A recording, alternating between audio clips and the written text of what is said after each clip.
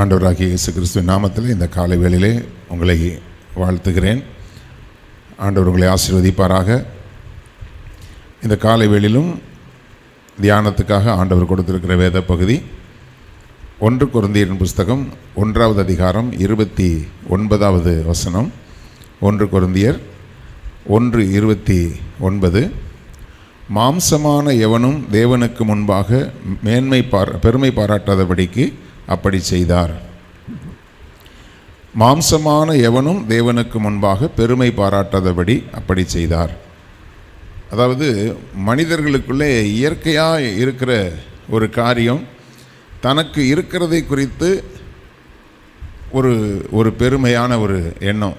எங்களுக்கு இதெல்லாம் இருக்குது, மற்றவங்களுக்கு அதெல்லாம் இல்லை, அவர்களை பார்க்கிலும் எங்களுக்கு அதிகமாக இருக்கிறது, ஏதோ ஒரு காரியத்தை குறித்து ஒரு பெருமை பாராட்டல் மனிதர்களுக்குள்ளே இருக்கிறது. அது ஒரு சகஜமான காரியமாக இருக்கிறது. உலக மனிதர்களுக்குள்ளே அவங்களுக்கு ஒரு பொருளை வாங்கினா, ஒரு வீட்டுக்குரிய உபகரணங்கள் வாங்கினா, ஒரு கார் வாங்கினா, ஒரு வீடு வாங்கினா, அதை குறித்த ஒரு பெருமை இருக்கிறது. ஆனால் அது உலகத்தின் ஜனங்களுக்கு, அது அவர்களுக்கு அதிலே ஒரு திருப்தி.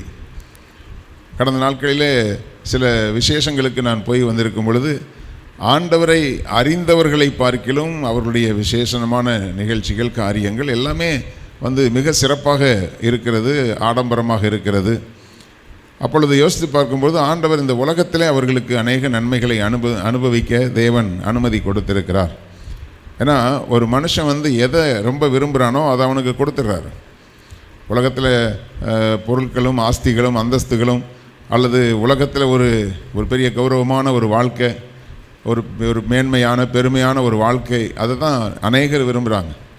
4 பேருக்கு மத்தியில் நம்ம ஒரு பெரிய லெவலில் இருக்கணும் அப்படின்னு நினைக்கும்போது ஆண்டவர் அதை இந்த உலகத்துக்குரிய மேன்மைகளை கொடுத்துட்றார். ஆனால் நித்திய ஆசீர்வாதங்களை யார் விரும்புகிறார்களோ அவர்களுக்கு தான் நித்திய ஆசீர்வாதங்களை கர்த்தர் கொடுக்கிறார். உலக பிரகாரமாக ஆண்டவர் நமக்கு ஆண்டவர் தான் சொன்னார், நீங்கள் தப்பான ரூட்டில் ஒரு விஷயத்தை தேடினீங்க அப்படின்னு சொன்னால் அது தப்பான வழியில் தான் உங்களுக்கு கிடைக்கும். அதாவது எப்போவுமே ஆத்துமா வாழ்வது போல நீங்கள் எல்லாவற்றிலும் வாழ்ந்து சுகமாக இருக்கணும் அப்படின்னு சொல்கிறார். அப்போது முதலாவது நம்ம கேர் எடுக்க வேண்டிய பகுதி என்ன அப்படின்னு சொன்னால், நம்முடைய ஆத்துமாவை குறித்ததான ஒரு அறிவு. அதான் வேதம் சொல்கிறது, ஆத்துமா அறிவில்லாமல் இருப்பது நல்லதல்ல. அப்போ அந்த ஆத்துமாவை நம்ம எப்படி கிறிஸ்துவுக்குள்ளாக பலப்படுத்தி, பாவங்களை அறிக்கையிட்டு பரிசுத்தமாகி, வேத வசனங்களினால் நிரப்பி, வேத வசனங்களின்படி வாழ்க்கையை அமைத்து, நம்முடைய வாழ்க்கையின் ஒரு குறிப்பிட்ட பகுதிகள் கர்த்தருக்கென்று இருக்கணும். அதாவது ஊழியத்தின் காரியங்களுக்காக திருச்சபைகளை குறித்ததான அந்த பொறுப்பு உணர்வு நமக்கு இருக்கணும்.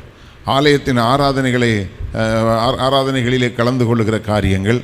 அநேகர் பாருங்கள், சனிக்கிழமை தான் ட்ராவலிங் வைப்பாங்க, சனிக்கிழமை நைட்டு ட்ராவலிங் வைப்பாங்க, ஞாயிற்றுக்கிழமை காலையில் ட்ராவல் பண்ணுவாங்க, ஒரு ஃபங்க்ஷனுக்கு போவாங்க. ஆனால் அன்னைக்கு ஆராதனை இருக்கிறது. எந்த ஒரு நிகழ்ச்சிக்கும் ஆண்டவருடைய ஆராதனைக்கு போகாமல் நான் ஒரு காரியத்தை செய்ய மாட்டேன் அப்படின்னு அவங்க தீர்மானிக்கிறது இல்லை. அப்படி நினைக்கிறவர்களுக்கு பொருளும் ஐஸ்வர்யமும் அவர்களுக்கு பெருகித்தான் இருக்கிறது. ஏன்னா அவங்க மனுஷர்களை பிரியப்படுத்துகிறதுக்காக அப்படிப்பட்ட காரியங்களை செய்கிறாங்க. ஆனால் கர்த்தருடைய பிள்ளைகளை, கர்த்தருக்கென்று வைராக்கியமாக இருக்கிற பிள்ளைகள் தான் முதலாவது தேவனுடைய ராஜ்யத்தையும் அவருடைய நீதியையும் தேடி அதற்கு பிறகு மற்ற காரியங்களை குறித்து யோசிக்கிறவர்களாக இருக்கிறாங்க. அப்போ அப்படி இருக்கிறவர்கள் இந்த உலகத்தில் கொஞ்சம் புறக்கணிக்கப்பட்டவர்களாகத்தான் இருப்பாங்க. அதாவது உலகத்தையும் மனுஷனையும், தேவனையும் மனுஷனையும் நம்ம திருப்திப்படுத்த முடியாது. 2 எஜமானுக்கு நம்ம ஊழியம் செய்ய முடியாது. முதலாவது தேவனுடைய ராஜ்யம். அதைத்தான் ஆண்டவர் சொன்னார், உங்களுக்கு எல்லாமே கூட கிடைக்கும், கண்டிப்பாக உங்களை தரித்திரராக நாங்கள் வைக்க மாட்டேன், ஆனால் நீ முதலாவது எனக்கு கொடுக்க வேண்டிய முக்கியத்துவத்தை கொடு. காலையில் எழுந்திருக்கிறியா, காலையினுடைய முதல் பகுதி அது எனக்குரியதாக இருக்கணும்னு ஆண்டவர் கேட்குறார். உன்னுடைய வாழ்க்கையினுடைய எந்த ஒரு காரியத்தை நீ ஆரம்பிக்கிறியா, முதல்ல தேவ சமூகத்தில் ஜெபித்து அந்த காரியத்தை செய். ஒவ்வொரு காரியத்திலும் முதலாவது என்கிற அந்த வார்த்தை என்ன? ஒரு நாளுடைய முதலாவது அதிகாலை. ஒரு வியாபாரம் பண்ணுறவங்க அதை ஆரம்பிக்கிறதுக்கு முன்னாடி தேவ சமூகத்தில் உட்காந்து ஜெபித்து வேத வசனத்தை வாசித்து ஒப்பு கொடுத்து அதற்கு பிறகு அந்த வியாபாரத்துக்கு போகணும். ஒவ்வொரு காரியத்திலையும் முதலாவது தேவனுடைய ராஜ்யம் அங்கே இருக்கணும். அப்போது ஆண்டவர் நம்முடைய ஆத்மா வாழ்கிறது போல எல்லாவற்றிலும் வாழ்ந்து சுகமாக இருக்க தேவன் நமக்கு ஆசீர்வாதத்தை தருகிறார். ஆனால் உலக மக்கள் என்ன எதிர்பார்க்குறாங்க? ஆண்டவர் ரெண்டாவது. ஒருத்தர் கேட்டார், எனக்காக ஆண்டவரா, ஆண்டவருக்காக நானா அப்படின்னு கேட்டார். கடைசி வரைக்கும் அவர் ரட்சிக்கப்படாமே போய் சேர்ந்துட்டார். கர்த்தருடைய பிள்ளைகளே, முதலாவது நமக்காக ஜீவனை கொடுத்த தேவாதி தேவன், ஜீவனை கொடுத்தவர் இந்த உலக மனுஷன் இல்லை. பரலோகத்தையே நமக்காக துச்சமாக எண்ணி தன்னை அர்ப்பணித்த தேவாதி தேவன் இயேசு கிறிஸ்து. அப்படின்னா அவருக்காக ஜீவிக்கிற அந்த ஒரு அந்த அந்த அதுதான் நமக்கு மேன்மையே. அதான் வேதம் சொல்லுகிறது. அவர்கள் சிலர் ரதங்களை குறித்தும் குதிரைகளை குறித்தும் மேன்மை பாராட்டுகிறார்கள். நாங்களோ எங்கள் தேவனாகிய கர்த்தருடைய நாமத்தை குறித்தே மேன்மை பாராட்டுவோம். அப்போ அந்த நம்முடைய மேன்மை, நம்முடைய பெருமை என்ன அப்படின்னா, நான் இயேசுவை அறிந்திருக்கிறேன், இயேசுவின் நாமத்தினாலே நான் ரட்சிக்கப்பட்டிருக்கிறேன், என்னுடைய பாவங்களை இயேசு கிறிஸ்து தம்முடைய கல்வாரி இரத்தத்தினாலே கழுவி இருக்கிறார், நான் அவருடைய பிள்ளையாக இருக்கிறேன் என்பது தான் நமக்கு ஒரு பெருமையான அல்லது மேன்மையான ஒரு காரியம். அப்போது ஆண்டவர் மாம்சமான ஒருவனும் தேவனுக்கு முன்னாடி மேன்மை பாராட்டக்கூடாது அப்படிங்கிறது தான் ஆண்டவருடைய ஒரு பெரிய கட்டளையாகவும் இருக்கிறது. இன்னும் சொல்லப்போனால் ஆண்டவர் நமக்காக ஜீவனை தந்தார். எப்படியோ பல சூழ்நிலைகளில் ஆண்டவரை நாம் அறிந்து கொள்வதற்கு தேவன் நம்மை வழிநடத்தி கொண்டு வந்தார். பாவத்தில் இருந்தோம், அக்கிரமத்தில் இருந்தோம், நம்மை ஆண்டவர் ரட்சிப்புக்கு நேராக வழிநடத்தி கொண்டு வந்தார். அந்த ரட்சிப்பு கூட வேதம் என்ன சொல்லுகிறதுன்னு பார்த்தீங்கன்னா, எபேசியர் 2:8-9 பார்த்தீங்கன்னா, கிருபையினாலே விசுவாசத்தை கொண்டு ரட்சிக்கப்பட்டீர்கள், இது உங்களால் உண்டானது அல்ல, இது தேவனுடைய ஈவு. நீங்கள் ஆண்டவர் அறியாத மார்க்கத்திலிருந்து ஆண்டவருக்குள்ளே வந்தவங்களுக்கு தெரியும், நான் எப்படி ரட்சிக்கப்பட்டேன், ஆண்டவர் என்னை எப்படி பிடிச்சார், எப்படி ஆண்டவருடைய வார்த்தைக்கு நான் கீழ்ப்படிஞ்சேன், எப்படி இந்த ரட்சிப்புக்கு நான் ஒப்பு கொடுத்தேன் அப்படின்னு பார்த்தா, நீங்கள் முந்தின வாழ்க்கையை நீங்கள் யோசித்து பார்த்தீங்கன்னா தெரியும், சான்ஸே கிடையாது. இந்த ஜீவ மார்க்கத்துக்குள்ளே நான் கடந்து வருகிறதற்கு என்னுடைய மனநிலை அதற்கு ஆயத்தமாக இருந்ததே கிடையாது. ஆனால் எப்படி என்னுடைய மனதிலே அப்படிப்பட்ட ஒரு மாற்றம் உண்டானது அப்படின்னு சொன்னால், ஒருவனும் பெருமை பாராட்டாதபடிக்கு இது கிரியைகளினால் உண்டானது அல்ல. எபேசியர் 2:9 சொல்லப்படுகிறது. இது முந்தின வசனம் சொல்லுகிறது, இது உங்களால் உண்டானதும் அல்ல, இது உங்களுடைய கிரியையினால் உண்டானதில்லை. நான் நிறையா அன்னதானம் பண்ணேன், நான் தான தர்மம் பண்ணேன், ஏழைகளுக்கு நான் உதவி செஞ்சேன், அதனால் வந்ததும் கிடையாது. உங்களுடைய எந்த கிரியையினாலும் அது கிடையாது. அதனால் இது பெருமை, அதாவது ஒருவனும் பெருமை பாராட்டாதபடிக்கு இது கிரியைகளினால் உண்டானது அல்ல. அப்போ நம்ம எதையோ ஒரு முயற்சி பண்ணி இந்த இடத்துக்கு போய், இந்த புண்ணிய ஸ்தலத்துக்கு போய், இதை பண்ணி அதை பண்ணி அப்படித்தான் நம்ம ரட்சிக்கப்பட்டோன்னு கிடையாது. எங்கேயோ பாவத்தில் கிடந்தோம், சில காலம் கடந்து நம்ம பார்க்கும்போது, நானாக இந்த பரிசுத்த பாதையில் வந்திருக்கிறேன், நானாக வேதத்தை வாசிக்கிறேன், நானாக இந்த பரிசுத்தத்தை நேசிக்கிறேன்னு யோசித்து பார்த்தா அது நமக்கே தெரியும், நம்ம பெருமையாக சொல்கிறதுக்கு அதில் ஒன்றுமே கிடையாது. அது அவருடைய ஈவு என்று சொல்லப்பட்டிருக்கிறது. கர்த்தருடைய பிள்ளைகளே, ரட்சிப்பை குறித்தே பெருமை பாராட்டக்கூடாதுங்கிறார். அநேக நேரங்களில் ரட்சிக்கப்பட்டவங்க மற்றவங்களை அவங்கெல்லாம் புறஜாதிக்காரங்க, அவங்கெல்லாம் அசுத்தமான காரியங்கள் இருக்கிறவங்க, அவங்கெல்லாம் பாவிகள் என்று சொல்லி உங்கள் ரட்சிப்பை குறித்து கூட நீங்கள் பெருமை பாராட்டக்கூடாது. ஏன்னா அது ஆண்டவருடைய ஈவு. ஒருவேளை அது உங்களுக்கு கிடைக்காமல் போனால், ஒருவேளை ரட்சிப்பை குறித்தே நீங்கள் பெருமை பாராட்டி கொண்டிருந்து ஒருவேளை அந்த ரட்சிப்பு உங்களை விட்டு விலகி போனால் என்ன ஆகும்னு யோசிச்சு பாருங்கள். அப்படி ரட்சிக்கப்பட்டு பெருமையாய் நடந்த எத்தனையோ பேர் வழி விலகி பின்மாற்றத்துக்கு போயிருக்கிறாங்க. ஏன்னா தாங்கள் ரட்சிக்கப்பட்டதை குறித்த ஒரு பெருமை, தாங்கள் அதிகமாய் ஜெபிக்கிறதை குறித்த ஒரு பெருமை, அதிகமான வேத வசனங்களை அறிந்திருக்கிறதை குறித்த ஒரு பெருமை, இப்படி ஆவிக்குரிய பெருமைகள் வந்தாலும் அவர்கள் வழுக்கி விழுந்திருக்கிறார்கள், அவர்கள் இல்லாமலே போயிருக்கிறார்கள். கர்த்தருடைய பிள்ளைகளே, மாம்சமான எவனும் தேவனுக்கு முன்பாக பெருமை பாராட்டாதபடிக்கு அவர் அப்படி செய்திருக்கிறார். எந்த காரியத்தை குறித்தும் பெருமை பாராட்டாதீங்க. எங்களுக்கு இவ்வளோ ஆஸ்தி இருக்குது, இவ்வளோ அந்தஸ்து இருக்குது, நாங்கள்லாம் இப்படி பண்ணுவோம், நாங்கள்லாம் அப்படி நடத்துவோம், அது நாங்களாக இருந்தால் இப்படி செய்வோம் அப்படின்னு சொல்லி பெருமை பாராட்டல் என்பது, அது கர்த்தருக்கு முன்பாக ஆண்டவர் சொல்கிறாரு, பெருமை உள்ளவனுக்கு தேவன் எதிர்த்து நிற்கிறார். ஒரு திருமண காரியத்தை நடத்திக்கும் போது சில குறைகள் வந்த பொழுது ஒருத்தர் சொன்னார், பாருங்கள் என் கல்யாணத்தில் நான் எப்படி பண்ணுறேன் பாருங்கள், நீங்களாம் என்ன கல்யாணம் நடத்துகிறீங்க அப்படின்னு சவால் விட்டார். அவர் சவால் விட்டவருக்கு விட்டு இப்போ ஒரு 18 வருஷத்துக்கிட்ட ஆகிப்போச்சு. அவருக்கு அப்போவே கிட்டத்தட்ட ஒரு 30 வயசுக்கு மேலே, 30 வயசுக்கிட்ட இருக்கும். ஆனால் இப்போ கிட்டத்தட்ட ஒரு 18 வருஷம் ஆகிப்போச்சு. இன்றைக்கு வரைக்கும் கல்யாணம் ஆகலை. அவருக்கு கல்யாணம் பண்ண முடியாத சூழ்நிலைக்கு தேவன் தள்ளி வைத்திருக்கிறார். கர்த்தருடைய பிள்ளைகளே, உங்களுக்கு இருக்கிற எந்த ஒரு காரியத்தை குறித்தும் நீங்கள் பெருமை பாராட்டாதபடிக்கு ஜாக்கிரதை உள்ளவர்களாக இருங்க. எப்பொழுதும் கர்த்தருக்கு முன்பாக மனத்தாழ்மையாக இருங்க. தேவனுக்கு முன்பாகவும் மனுஷருக்கு முன்பாகவும் நீங்கள் யோக்கியமானவைகளை செய்ய நாடுங்கள்னு சொல்கிறார். எந்த ஒரு காரியத்திலும் நம்ம தேவனுக்கு முன்னாடியும் சரி, மனுஷருக்கு முன்னாடி, ரட்சிக்கப்பட்டவங்களோ ரட்சிக்கப்படாதவங்களோ எல்லாருக்கும் முன்னாடி தாழ்மையாக நடந்து கொள்ள வேண்டும். எனக்கு இருக்கிறதை குறித்த ஒரு பெருமை நம்முடைய வாழ்க்கையில் வந்துடுச்சுன்னா தேவன் எதிர்த்துருவார். ஏன்னா ரட்சிப்பை குறித்தே பெருமை வந்தால் ஆண்டவருக்கு பிடிக்காது அப்படின்னு சொன்னால் என்ன அர்த்தம்? உனக்கு நான் கொடுத்ததே ஈவு, இலவசமாக கொடுத்தேன், உனக்கே நான் இலவசமாக கொடுத்துருக்கும் போது இலவசமாக ஒரு பொருளை வாங்கிக்கிட்டு நீ எப்படி பெருமை பாராட்டுவேன்? நீ சம்பாதிச்சது இல்லையே. ரெண்டாவது, நம்ம ரட்சிக்கப்படாதவர்களை குறித்து அற்பமாக எண்ணினோமானால் அவர்களுக்காகவும் ஆண்டவர் ரத்தம் சிந்தியிருக்கிறார். நீங்கள் எப்படி அவங்களை அற்பமாக எண்ண முடியும்? அவர்களுடைய ரட்சிப்புக்காக நீங்கள் ஜெபிக்கலாமே தவிர, சில பேர் புறஜாதிகள், அவர்களெலாம் புறஜாதிகள், இந்த வார்த்தைகளெல்லாம் அடிக்கடி சொல்லுவாங்க. அப்படியெல்லாம் நீங்கள் யாரை குறித்தும் அற்பமான வார்த்தைகள் சொல்லாதபடி ஜாக்கிரதையாக இருங்க. உங்களுக்கு கிடைத்த ஒரு வெற்றி, ஒரு காரியத்தை நீங்கள் சக்ஸஸ்ஃபுல்லாக ஒரு காரியத்தை பண்ணிட்டீங்களா, ஆண்டவர் தான் கிருபையாக எனக்கு செஞ்சார்னு சொல்லி பழகுங்க. ஒரு ஆசீர்வாதம் கிடைச்சிருக்குதா, ஆண்டவர் கிருபையாக கொடுத்தார்.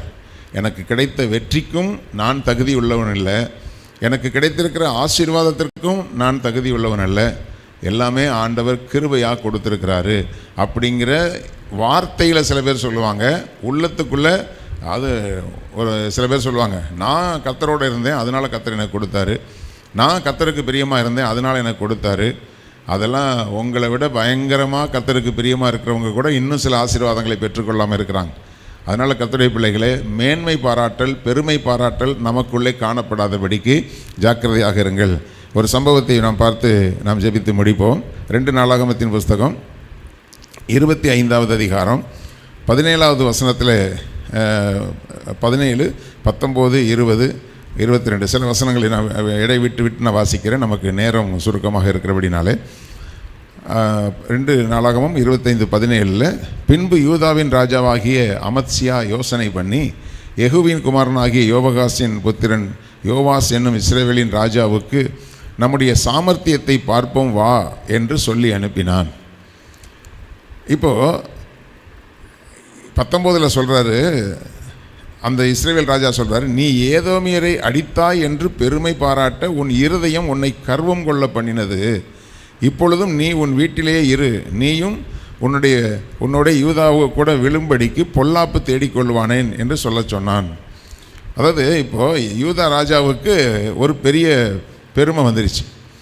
இந்த அமத்சியாவுக்கு வந்த பெருமை என்னென்னா, இப்போ தான் ஏதோமியரை போய் நான் அடிச்சுட்டு வந்தேன், ஈஸியாக நான் ஜெயிச்சிட்டேன். அதாவது பொதுவாகவே இந்த தெருவில் கூட நாய்ங்க வந்து யாரையாவது ஒருத்தரை கடித்து பழகிருச்சின்னு சொன்னால் அதுக்கப்புறம் வர்றவங்க போகிறவங்களெல்லாம் கடிக்க பார்க்கும். சில மாடு வந்து போகிறவங்க வரவங்களெல்லாம் முட்டி பழகிருச்சுன்னா அதுக்கப்புறம் யாரெல்லாம் கிடைப்பாங்க முட்டணும்னு அலையும். நாய்க்கும் அதுதான், அந்த மாட்டுக்கும் அதுதான். சில பேர் வந்து சில ரவுடித்தனம் பண்ணுற ஆட்கள் போன உடனே திடீர்னு யாரையாவது டக்குன்னு அடிச்சிருவாங்க. அப்படி அடித்து பழகினவனுக்கு அவர் தான் இப்போ ஒவ்வொரு ஏரியாக்களில் ரவுடி. எவனாவது ஒருத்தன் பிடிச்சி சாத்திட்டானா முடிஞ்சு போயிடுச்சு. ஏன்னா யாரும் அவனை அடிக்காத வரைக்கும் அவனுக்கு ஒரு பெருமை இருக்கும், நான் யாரை வேணாலும் அடிச்சிருவேன் அப்படின்னு சொல்லிட்டு. அப்படிப்பட்டவர்கள் தான் அங்கங்கே ஏரியாக்களில் ரவுடியாக இருந்து திடீர்னு 4 பேர் வீடு பூந்து அவனை வெட்டி போட்டு போயிடுவாங்க. யாரையோ அடிச்சிட்டோம், நம்ம சக்ஸஸ்ஃபுல்லாக நம்ம காரியத்தை பண்ணிட்டோம், இன்னும் நம்ம யார் அடித்தாலும் எல்லோரும் நமக்கு பயப்படுவாங்க அப்படிங்கிற எண்ணங்கள் உள்ளவர்கள் தான் அந்த பெருமையினாலே அழிந்து போயிருக்கிறார்கள். அதுபோல் இங்கே யூதா ராஜாவாகிய அமத்சியா அவர் யோசனை பண்ணுறார், இப்போ தானே போய் நம்ம ஏதோமியர்கள் அடிச்சுட்டு வந்தோம், அதே போல் வந்து இஸ்ரவேல் ராஜாவை நம்ம அடிச்சிடலான்னு ஒரு பெருமை உண்டாகும் போது அவர் சொல்கிறாரு, நீ ஏதோமியரை அடித்தா என்று நீ பெருமை பாராட்ட உன் இருதயம் கர்வம் கொள்ள பண்ணினது. அப்போ எனக்கு கிடைச்ச ஒரு சக்ஸஸ்ஃபுல்லாக ஒரு காரியத்தை பண்ணிட்டேன், நான் இதில் ஜெயிச்சிட்டேன், அதனால் அதுலேயும் நான் ஜெயிச்சிருவேன் அப்படிங்கிற ஒரு கர்வம், ஒரு பெருமை நமக்குள்ளே காணப்படக்கூடாது. ஏற்கனவே எனக்கு கிடைத்த வெற்றியும் என் ஆண்டவரால் உண்டானது, அது என்னால் உண்டானது அல்ல, பெருமை பாராட்டுறதுக்கு அது என்னுடையது இல்லை அப்படிங்கிற சிந்தனை தான், அந்த தாழ்மை தான் தேவனுக்கு எப்பவுமே பிடிக்கும். தாழ்மை உள்ளவர்களுக்கு அவர் கிருபை கொடுத்துக்கிட்டே இருப்பார். பெருமை வந்துருச்சுன்னா நம்முடைய வாழ்க்கையில் எந்த காரியத்தை குறித்து ஒரு பெருமை உங்களுக்குள்ளே இருக்குதோ அந்த பெருமையே உங்களுக்கு எதிராகி மாறிப்போகும் என்பதை நான் உங்களுக்கு எச்சரிக்கையாக சொல்லுகிறேன். கர்த்தருடைய பிள்ளைகளே, அவன் சொல்கிறான், இப்படி அந்த ஏதோமியரை அடித்ததுனால உனக்கு ஒரு பெருமை வந்திருக்குதுப்பா, நீ பேசாமல் உன் வீட்டிலேயே இரு, இந்த பெருமையினால் ஆண்டவர் உன்னை கவிழ்த்து போட்டுருவார், அதனால் நீயும் உன்னோட யூதாவும் கூட விழும்படிக்கு பொல்லாப்பை தேடிக்கொள்வானேன் என்று சொல்ல சொன்னான். ஆனாலும் அமத்சியா 25வது அதிகாரம் 20வது வசனத்தை பார்த்தீங்கன்னா, ஆனாலும் அமத்சியா செவி கொடாதே போனான். அவர்கள் ஏதோமின் தெய்வங்களை நாடினது நிமித்தம் அவர்களை அவர்கள் சத்துருக்கள் கையில் ஒப்பு கொடுக்கும்படி தேவனாலே இப்படி ஆனது. ஏன்னா நல்ல நோக்கத்தோடு ஒரு வெற்றி அவனுக்கு கிடைச்சிருந்துக்குன்னா ஏதோமியர்களை போய் அடித்தான். ஏதோமியர்கள் ஏசாவுடைய சந்ததி. அந்த ஏதோமியர்களை போய் அடிச்சுட்டு சரி ஜெயிச்சுட்டு வந்தியே, வரும்போது சும்மா வர வேண்டாமா, அவனுடைய தெய்வங்களை எல்லாம் இவன் இங்கே கொண்டு வந்து அதற்கு இவன் ஆராதனை செய்ய ஆரம்பிச்சிட்டான். ஒரு ஜெயத்தோடு வந்துட்டா பரவாயில்ல, அந்த ஜெயத்துக்கு மேலே இவனுடைய ராஜ்யம் தீட்டுப்படக்கூடிய காரியத்தை செய்து ஏதோமியர்களுடைய தெய்வங்களையும் உள்ளே கொண்டு வந்துட்டான். ஆண்டவர் பார்த்தாரு, நீ உனக்கு வெற்றியை கொடுத்தவர் இஸ்ரவேலின் தேவன், ஆனால் ஜெயம் கிடைத்த உடனே இப்போ கொஞ்சம் ஐஸ்வர்யங்கள் பெருகி போச்சு. ஏன்னா அந்த நாட்களில் எந்த ஒரு ராஜாவை போய் ஜெயிச்சுட்டு வந்தாலும் அவனுடைய நாட்டில் இருக்கிற எல்லா பொருளையும் கொள்ளையடிச்சிட்டு வந்துடுவாங்க. அப்போ இப்போ பொருட்கள் தங்கம் வெள்ளி எல்லாம் பெருகி போச்சு. பெருகி போன உடனே ஒரு அகம்பாவம், நான் என்ன செஞ்சாலும் கரெக்டாக தான் இருக்கும். கர்த்தருடைய பிள்ளைகளுக்கு நான் ஒரு வார்னிங் சொல்கிறேன். நம்ம சில காரியங்களை செஞ்சு சக்ஸஸ்ஃபுல்லாக நடந்துருச்சுன்னா அதுக்கப்புறம் நான் என்ன செஞ்சாலும் சக்ஸஸாக தான் இருக்குன்னு நினைக்காதீங்க. சில நேரங்களில் நீங்கள் தவறாக செய்கிறத கூட சில நேரத்தில் ஆண்டவர் மன்னித்து ஆண்டவர் சில நன்மைகளை கொடுத்துருப்பார். அதனால் நான் ரொம்ப பர்ஃபெக்டாக தான் இருக்கிறேன்னு மட்டும் நினச்சிடாதீங்க. நமக்கு கிடைக்கிற எந்த நன்மைகளுமே கிருபையினால் கிடைச்சது தான். நம்ம ரொம்ப பர்ஃபெக்டாக இருக்கிறதுனால தான் கர்த்தர் கொடுத்தாருங்கிற நினப்பு வந்துருச்சுனாலே பிரச்சனை வந்துடும். அப்போது கர்த்தருடைய பிள்ளைகளை இவனுக்கு போய் ஜெயம் கிடைச்ச உடனே இனி நான் செய்கிறதெல்லாம் கரெக்டு தான் அப்படின்னு சொல்லி ஏதோமியருடைய தெய்வங்களை உள்ளே கொண்டு வந்தான். ஆண்டவர் பார்க்குறாரு, அப்படியா, சரி ரைட்டு, உன் திறமையினால தான் ஜெயிச்ச, இப்போ இஸ்ரவேல் ராஜாவை நீ ஜெயிச்சுப்பார். ஏன்னா நீங்கள் வேதத்தில் அதிகபட்சம் பார்த்திங்கன்னா யூதா ராஜாக்களுடைய கை தான் ஓங்கி இருக்கும். இஸ்ரவேல் ராஜாக்கள் தான் பாவம் செஞ்சவங்களாக இருப்பாங்க.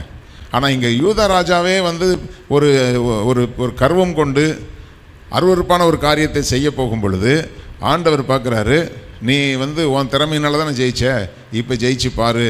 ஏன்னா அந்த தப்பை செஞ்சது நிமித்தமாக அந்நிய தெய்வங்களை உள்ளே கொண்டு வந்ததுனால ஆண்டவரே அவனுக்குள்ள அந்த பெருமையை அனுமதிக்கிறார்.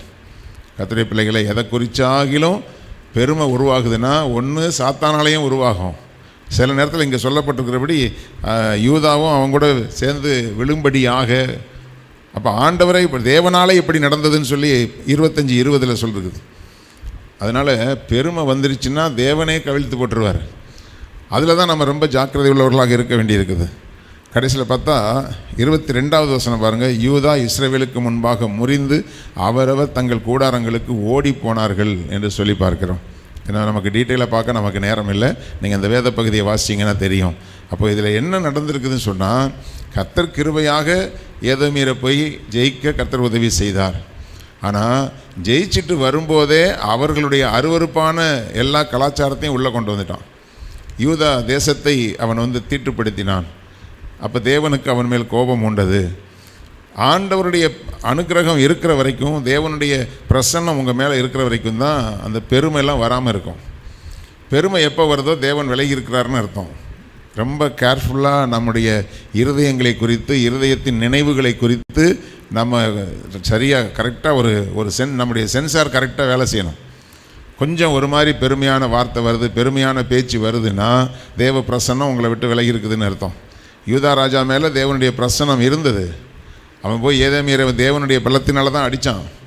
ஜெயிச்சுட்டு வந்ததுக்கு பிறகு நமக்கு பிரச்சனையே நம்முடைய மனநிலையில் எங்கே மாற்றம் வரும்னா, ஆசீர்வாதம் வந்த பிறகு, வெற்றி கிடைத்த பிறகு, சில நன்மைகள் நம்முடைய வாழ்க்கையில் பெருகின பிறகு, ஐஸ்வர்யம் நம்முடைய வாழ்க்கையில் பெருகின பிறகு, ஒரு பதவி உயர்வு கிடைத்த பிறகு, இங்கே தான் பிரச்சனையே உருவாகிறது. கர்த்தருடைய பிள்ளைகளை, ரட்சிக்கப்படும் பொழுது தேவனுக்கு முன்பாக எப்படி தாழ்மையாய் நடந்து கொண்டோமோ, எத்தனை உயர்வுகள் வந்தாலும் தேவனுக்கு முன்பாக நீங்கள் தாழ்மையாய் நடந்தீர்களானால், தேவனுடைய பிள்ளைகளே, உங்களை தேவனுடைய கையிலிருந்து யாராலும் பறித்து கொள்ள முடியாது. இல்லை என்றால் பெருமை பாராட்டுவோமானால் நாம் ஒரு யூதா ராஜாவை போல நாம் விழுந்து போவோம். அதனால் ஆண்டவர் இன்றைக்கு ஒரு எச்சரிப்பின் செய்தியை கர்த்தர் கொடுத்திருக்கிறார். இது மாம்சமான எவனும் தேவனுக்கு முன்பாக பெருமை பாராட்டாதபடி அப்படி செய்தார். ரட்சிப்பை குறித்து சொல்லும்போது, ஒருவரும் பெருமை பாராட்டாதபடிக்கு இது கிரியைகளினால் உண்டானது அல்ல. நம்ம கிரியையினால் நான் ரொம்ப புண்ணியம் பண்ணிட்டேன் அதனாலன்னு கிடையாது. ஏதோ கர்த்தர் தம்முடைய கிருபையினால் நம்ம அவருடைய கையில் வச்சிருக்கிறாரு. அவர் வார்த்தைகளை கொடுக்கும்போது எத்தனை வயசு ஆனாலும் கர்த்தருடைய வார்த்தை, கர்த்தருடைய ஆலோசனை வரும் பொழுது நாம் தாழ்மையோடு கூட அதை ஏற்றுக்கொள்ளும் போது நிச்சயமாய் நமக்கென்று ஒரு வீழ்ச்சி கிடையவே கிடையாது. கர்த்தருக்கு முன்பாக எப்பொழுதும் தாழ்மைப்படுங்கள், அவர் உங்களை உயர்த்துவார். கண்களை மூடி நாம் ஜெபிக்கலாம். ஸ்தோத்திரம் பிதாவே, எங்கள் ஜீவனுள்ள தேவனே, வானாதி வானங்களை படைத்த தேவாதி தேவனே, உம்முடைய சமூகத்தில் நாங்கள் ஆண்டவரே இந்த காலை வேளையில் உம்முடைய வார்த்தைகளை கேட்டிருக்கிறோம். கர்த்தாவே உமக்கு ஸ்தோத்திரம். உம்முடைய வார்த்தை எங்களை நோக்கி வந்திருக்கிறது. சில எச்சரிப்புகளை நீர் கொடுத்திருக்கிறீர். பெருமை பாராட்டுகிறதற்கு எங்களிடத்திலே ஆண்டவரே மேன்மையான ஒன்றுமே இல்லை தகப்பனே. அன்றைக்கு ஆதாமை நீர் படைக்கும் பொழுது எப்படி மண்ணிலிருந்து படைத்தீரோ அதுபோல் நாங்களும் மண்ணான மனுஷர்கள்தான் ஆண்டவரே. எத்தனை ஐஸ்வர்யங்கள், எவ்வளவு ஆண்டவரே நன்மைகள் எங்களுக்கு பெருகி இருந்தாலும் கர்த்தாவே நாங்கள் மண்ணில் இருந்து எடுக்கப்பட்டவர்கள்தான் என்கிறதான அவன் மண்ணென்று நினைவு கூற தேவன் ஆண்டவரை எல்லாருக்குள்ளேயும் தேவ பிள்ளைகளுக்குள்ளே அந்த தாழ்மை எப்போதும் இருக்க உதவி செய்யுங்க. தங்களுக்கு இருக்கிற ஆசீர்வாதங்களை குறித்த பெருமையான எண்ணங்கள் ஒருபோதும் இருக்காதபடிக்கு தனக்குள்ள எல்லாமே ஆண்டவர் எனக்கு ஈவாக தந்தது என்கிற அந்த தாழ்மையோடு கூட கர்த்தருக்கு முன்பாக நிற்கவும், தன்னுடைய வாழ்க்கையினுடைய ஆண்டவரே ஸ்தோத்திரம் முக்கிய பகுதிகள் கர்த்தருக்கு ஆண்டவரை பிரதானமாய் கொடுக்கிறதான பகுதியாக இருக்கும்படி உடைய பிள்ளைகளுடைய எண்ணங்கள், சிந்தனைகள் எல்லாம் தேவனுடைய ஈவு என்கிற உணர்வு பிள்ளைகளுக்குள்ளே ஒருபோதும் விலகி போகாதபடி பாதுகாத்து கொள்ளுங்க. அந்த தாழ்மையுள்ளவர்களுக்கு கிருபை கொடுக்கிற தேவன் இந்த வார்த்தைகளை கேட்ட பிள்ளைகள் ஒவ்வொருவருக்கும் அந்த தாழ்மையின் சிந்தனையையும் கிருபையும் தந்து ஆசீர்வதிப்பீராக. உடைய பிள்ளைகள் ஒருபோதும் தேவனுடைய பிரசன்னத்தை விட்டு விலகாதபடிக்கு தேவ அன்பிலை நிலைத்திருக்க உதவி செய்யுங்க. இந்த வார்த்தையை பிரசங்கித்த அடிமைக்கும் அதே கிருபைகளை தந்து நீங்கள் ஆசீர்வதிங்க. துதியும் கனமும் மகிமையும் உமக்கே செலுத்துகிறோம். இயேசு கிறிஸ்துவின் இன்ப நாமத்தில் ஜெபிக்கிறோம் ஜீவனுள்ள எங்கள் நல்ல பிதாவே, ஆமேன். எல்லாரும் சேர்ந்து சொல்லுவோம். என் ஆத்துமாவே கர்த்தரை ஸ்தோத்திரி, என் முழுவதுமே அவருடைய பரிசுத்த நாமத்தை ஸ்தோத்திரி. என் ஆத்துமாவே கர்த்தரை ஸ்தோத்திரி, கர்த்தர் செய்த சகல உபகாரங்களையும் மறவாதே. ஆமேன், ஆமேன். ஆண்டவர் உங்களை ஆசீர்வதிப்பாராக.